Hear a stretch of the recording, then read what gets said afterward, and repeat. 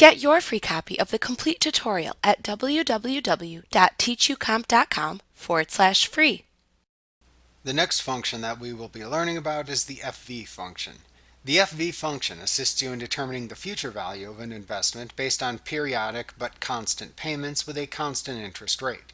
The future value is the total amount that a series of payments will be worth at a specified future time. For example, if you saved $100 a month over 1 year into an account that earns 6% interest, the future value in a year would be $1,233.56. This function can be useful in determining the future value within an interest-bearing account, such as an IOLTA account, for example. Let's examine the syntax of the FV function and the arguments that the function uses. The formula syntax is equals FV open parenthesis, rate, comma, number of periods, comma, payment, comma, present value, comma, type, close parenthesis. The rate, number of periods, and payment arguments are required. The PV and type arguments are optional. Let's look at the arguments within this function. The rate, which is a required argument, is the interest rate per period.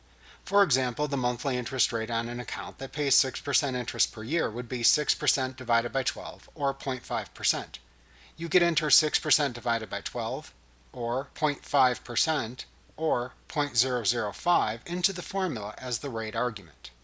The number of periods is also a required argument.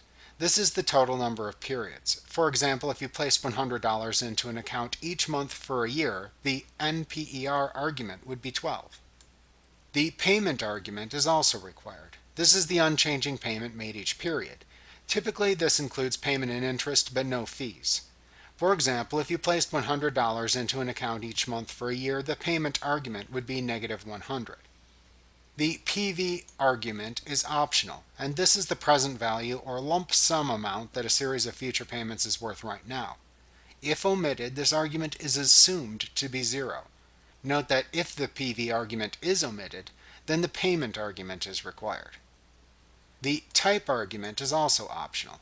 You can enter 0 or omit it entirely if payments are made at the end of the period. Otherwise, enter 1 if the payments are made at the beginning of each period. Like what you see? Pick up your free copy of the complete tutorial at www.teachucomp.com/free.